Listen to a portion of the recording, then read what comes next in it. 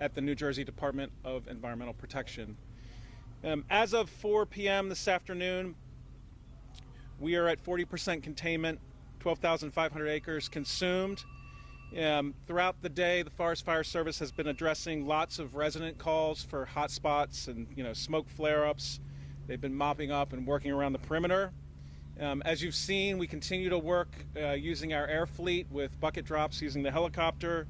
That will continue until the darkness occurs this evening. Also pleased to be seeing that power has continually been being restored by JCP&L.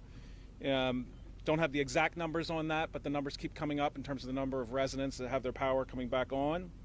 We're down to 532, still closed, but we are expecting that to return to open here shortly. There is one evacuation shelter still open, although that is expected to close soon as well. There are no people occupying that shelter. We do have 18 structures that continue to be threatened here along 532, but Forest Fire is paying close attention to those. And throughout the day, the Fire Investigation Task Force has been working on the origin and kind of cause of this fire, which obviously remains under investigation. That includes the Forest Fire Service, Ocean County Prosecutor's Office, State Fire Marshal. So those are the basic stats. I want to give a huge shout out to the Forest Fire Service and the team that's been going at this tirelessly for over a day now. We're going to swap crews out and give those folks a rest, and the chief will talk more about that. Also, a big shout out to our partners, State Police, OEM, Ocean County, Lacey Township, Ocean Township, and the surrounding communities, the public, for their patience as we work through this. This has been a big fire. Took some good runs. We just took a chance, took an opportunity to fly over it before coming to talk with you all. It's impressive to see the intensity of those fire runs that made their way last night. Burned out that 12,500 acres, but we still got a pretty big box to work this in, and still some work to do to clean up around the edges. So we can take some questions at the end, but for now I'm going to turn it over to Chief Donnelly. Thank you. Hey, good afternoon. So here we go again. Seems like we're getting together doing this quite a bit. But right now, my job as the chief right now is to focus on the folks that are out there in the field fighting fire. We've got some folks that have been out here almost 24 hours now dealing with this fire. So in order to get them some rest and things like that, we're going to start to settle down here. As the night goes on, we're going to bring in some additional shifts. We're going to get the opportunity to send some of these folks home, as well as with some of our partners. Basically, I think we're going to start to downsize. Once the threat is gone in certain areas, we're going to start to release some of the fire apparatus you guys have seen out here working along the roads and things like that. Especially with nightfall coming, we want to just give our folks a break, keep them away from the forest, falling trees and things like that. So as far as the operational plan for this evening and going forward, I'm going to turn this over to Trevor, but I'll be happy to answer any questions once everybody's done. Good afternoon, everybody. Earlier I talked about the dangerous wildfire, the Jones Road fire here, and just to shed a little light, shed a little color on that. So oftentimes we get asked, what's the fire like and what are you dealing with out on the fire line? So here's sort of what went on yesterday. The fire started, and it, as you all knew, grew rapidly, spread and spread and spread, and we tried to stop it here and there, and eventually made some success there. But so what went on between then and now type of thing. So these fires, with the dryness and the winds, they throw spot fires and embers, little tiny firebrands up to a mile out in front of that main fire. So even if we're successful in stopping the fire on this barrier, this control line, there's still embers that rain down, shower down on homes and mulch beds and firewood stacked near homes and decks and docks and tarps and boat covers and trailers and unimproved property. So so where all those embers land, there's always a firefighter at the end of those embers putting those embers out, which made it successful for us. So really, really great job to all the firefighters out there, putting those embers out, containing the fire, dealing with adverse conditions.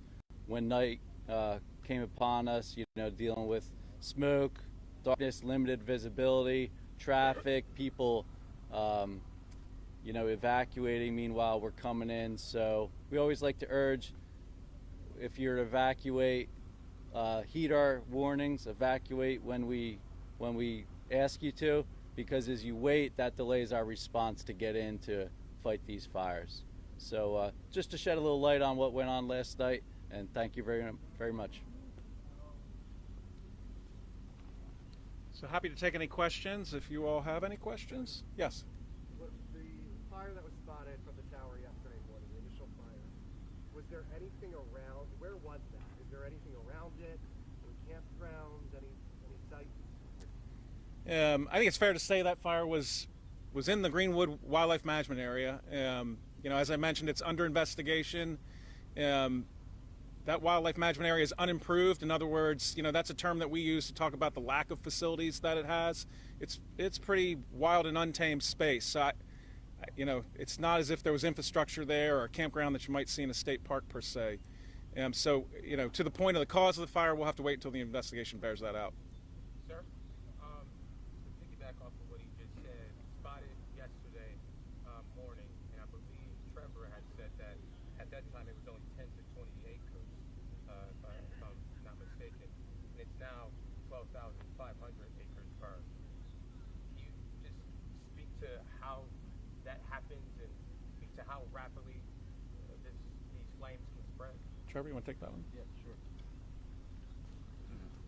So as I mentioned this morning, the fuels, the condition, the fuels are those leaves, those pine needles, debris on the forest floor. Really dry right now, droughty. We're still in a drought. So fuels are dry. We're at the peak fire season here. April 20th is right at peak. Nice clear sky today means low humidity, winds, warm temps. It's all ripe for fire spread. So those small, seemingly small fires can grow rapidly. Yeah, I would just add to that, to really give yourself a perspective on what this looks like and feels like when you're up close to it. Imagine you're sitting in front of a wood stove, in an enclosed space. It's really sucking the oxygen in, and you see that fire kind of tumbling in there. That's what's happening with this fire as it grows and progresses and that intensity builds. These fires have a capability of just kind of driving that energy and building off of themselves in a way that when they get really large, tens of thousands of acres, they start to create their own weather. So the winds can pick up, and that can fuel and help spread that fire. And we were seeing those conditions on that front face as it was moving through. So it's an impressive condition. And can you talk about how many structures have been damaged? We had one commercial structure that was destroyed. There were a couple of smaller cabins, it appears, that were impacted, and some vehicles. This morning it was said that we were expecting some precipitation this weekend, and that could help getting this fully contained. 40% containment now.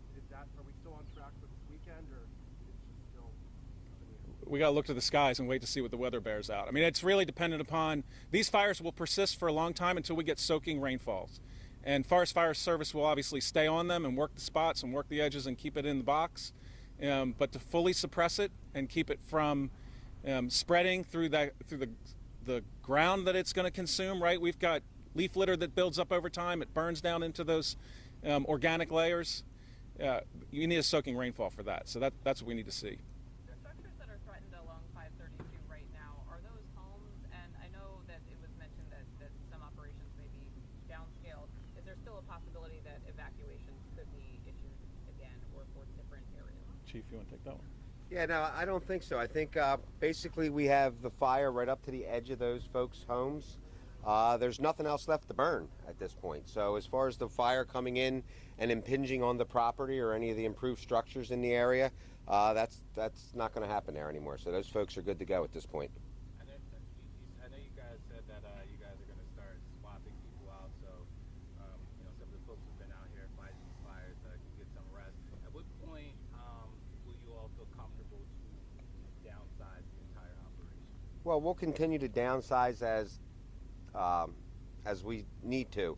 As we start to get the upper hand here and we don't require as many resources to keep things in check, or due to the patrol or the monitoring that's necessary to monitor this fire, at that point we'll start to downsize resources as well as equipment.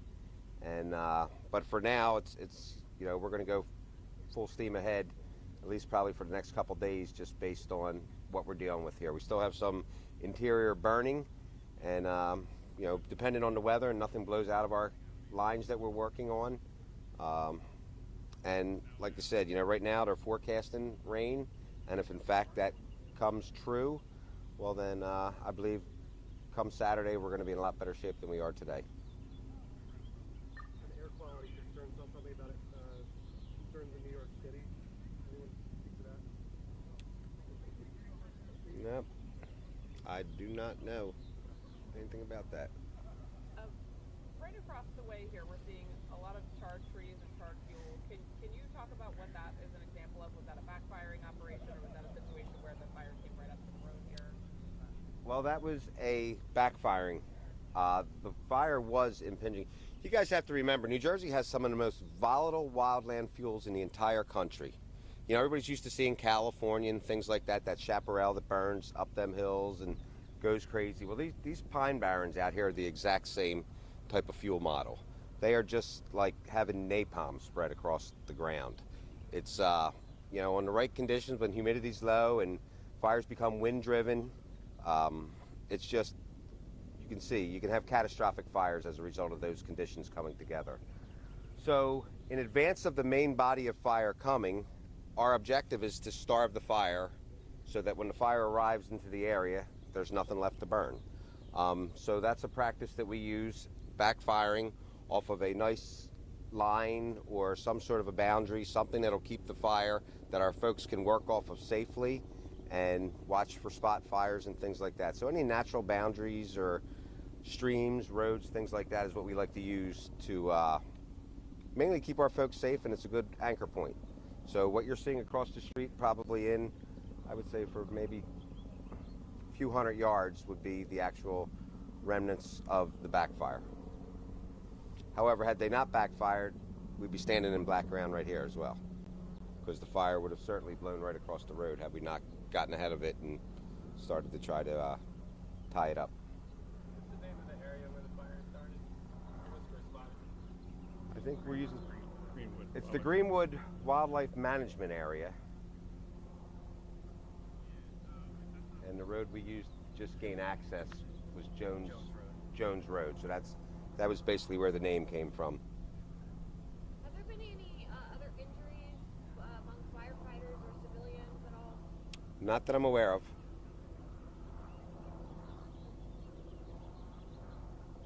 All right, unless you all have any other questions.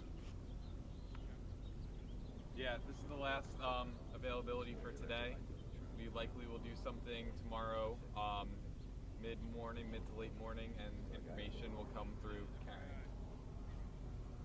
All right, thank you very much. Appreciate your help getting the word out.